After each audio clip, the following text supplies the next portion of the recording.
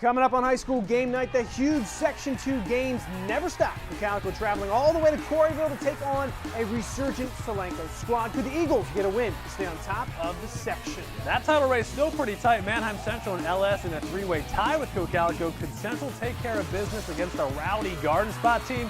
Find out next, because high school game night starts right now.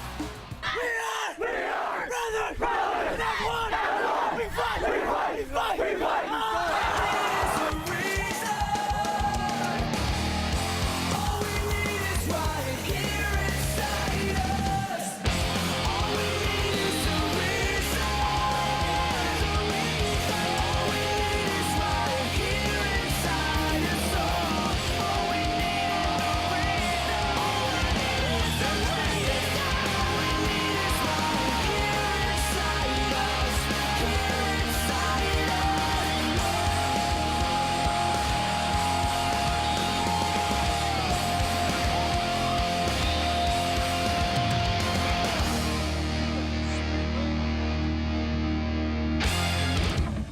Hello and welcome to high school game night week 9, Brian. It is almost time for some Halloween. Thanks for joining us. I'm Chad Landers. And I'm Bryan Kast. We're not dressed up this week, but we do have some scary good games in Section 2 tonight, beginning with first place Cocalico in that three-way tie with Manheim Central and Land Peter Strasburg. Yeah, it's a good one. And Cocalico having to travel to Quarryville to take on Solanco, who may have been the most surprising success story in the entire league this year. It's quite possible. Golden Mules have a first-year head coach in Tony Cox, but they've been beating up people in the trenches and running that ball all over the place. They're a tough team. So the Eagles soaring into unfriendly territory for a possible trap game. Second quarter, Cocalico trailing, but pulling out all the tricks from their offensive arsenal. Brandon Brubaker launching it downfield to Jeremy Marshall. They connect in the 21-yard play. Game tied at 7. Third quarter now. 4th and inches for the Eagles. Brady Sawyer will try the QB sneak in midfield, but fumbles it. And Solanco, Golden Mules recover. Oh, that one hurts. That leads to this. Golden Mules, Robbie Hassel punching it in from 1 yard out. Solanco jumps into the lead 14-7. That's how this one ends. A disappointing follow-up to that huge win over Central last week for Cocalico. They now fall out of that Section 2 lead. Ooh, tough. Yeah. But next up, more from Section 2. Manheim Central needing another win to stay in that Section 2 title race, but another tough game for the Barons tonight. Yeah, road game in New Holland taking on Garden Spot, who is riding high after a second-half comeback against Lebanon last week. Spartans could shake up that Section 2 title race with a win. The upset today, but Central coming out with some offensive punch. Tony Safiri, no pressure in the pocket, lots of time to air it out. Way downfield to Tucker Ford, 36-yard bomb. Barons up 7-0. Oh, and the Tucker Ford show would continue. This time they just hand it to him in the red zone. He will do the rest, knifing in 9 yards for his second score of the game. Barons up 14-0. Okay, but then it's Garden Spot's turn to drive. This game goes nuts at this point. Jihad Jeffers gets the handoff. He's a beast, booking it down the sideline. As we like to say, the Spot, they're in business. Oh, yes, they are. Senior Mitch Martin bringing his team back in it. Rolls right here. Spies Javon McIntyre downfield. Look at that picture-perfect pass. McIntyre in for the score. Spartans down by 7. He's a good QB. They don't stop their next drive. Martin again looking for McIntyre. Good wideout. Another bomb, another touchdown. Ties the game. Spot scores again in the second half. Check this out. Garden Spot upsets Manheim Central 21-14. The first time ever that they have beaten the Barons. Ever, Chad. Crazy. But we are just getting started here on high school game night. Lots more to get to over in Section 1. New quarterback for the Warwick Warriors, Tyler Tremarchi, under center. Could they blast the Black Knights of Hempfield? And elsewhere in that section, Conestoga Valley doesn't have to play Wilson or Hempfield this week. Nice. That's the good news. They get Cedar Crest at home on the turf. More good news. Stay with us. We'll be right back. High school game night brought to you by JD's Pazzo Pizza in Ephrata. Welcome back to high school game night. Let's head on over to Section 1. The Warwick Warriors have lost 4 games in a row, but they've got a new signal caller. Colin Gibble injured, of course, so Tyler Tremarchi steps in as his backup. And what we've seen so far, Tremarchi, he should be able to handle the varsity spotlight. Saw some action against Ephrata earlier this year, and then last week against Penn Manor. A road game for the Warriors this week at the Hempfield Black Knights' first drive of the game. Hempfield's QB Sam Kramer rolling left, looking to pass, but no, he's sacked by Warwick's Tyler Gerhardt. drives Kramer to the ground there, and that sets up 3rd and 12 for Hempfield. But this is what happens. Kramer drops back, slings it over the middle. Dustin Walter brings it in. He's got everyone beat there. 58-yard touchdown opens up the scoring. 7-up Black Knights. Now Warwick's first drive, and it's Tyler Termark. First play from scrimmage, getting him warmed up. Swing pass out to Alex Dagan.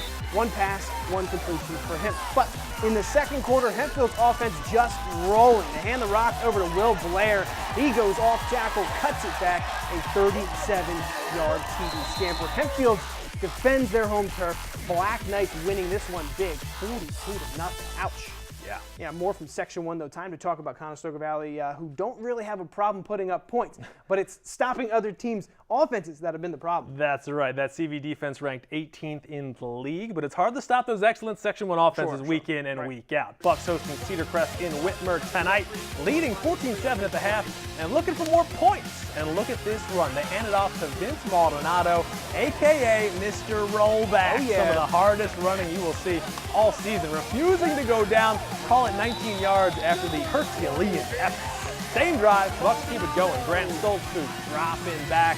Will zip one out to Javon Marrero. Completion moves the chains, and they are in the red zone. And what else do you do from 1 yard out other than just hand it off to Joel Lopez? Plunges in for the score. CV looking pretty good. They weather a late Cedar Crest push in the fourth quarter, and the Buckskins win 28-21. Just one more game to get to tonight. Ephrata Mounts hosting Elko, and you were there for color commentary tonight, Chad. Yeah, it was quite a game to say that. The Mounts' last home game on that beautiful new turf over at War Memorial Field, hoping to put on a good show for the fans.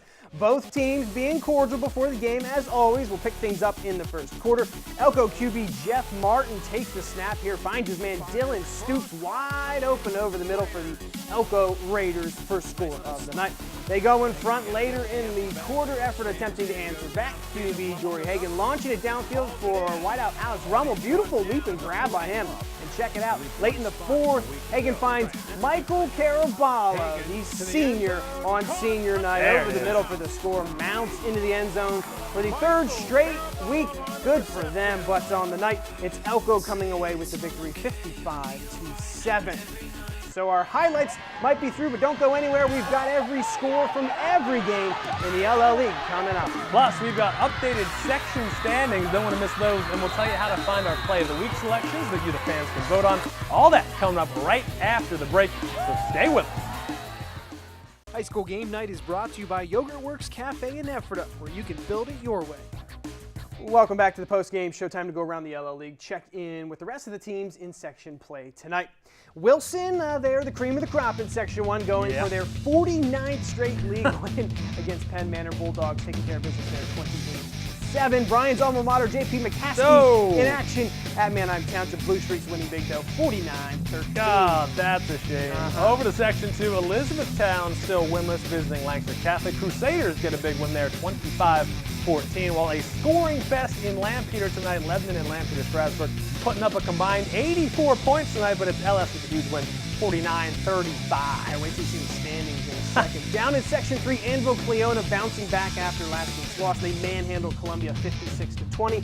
While the first place showdown between Donegal and Northern Lebanon, that goes to the Vikings, a 34-21 victory. Northern Lebanon, who'd have thought? And finally, in non-league action, Tekla Valley at Hamburg. Braves get the win, 23-8. So with all those wins and losses, let's check out the standings in all 3 sections. In Section 1, Wilson, of course, closing in on another Section 1 championship with that win over Penn Manor.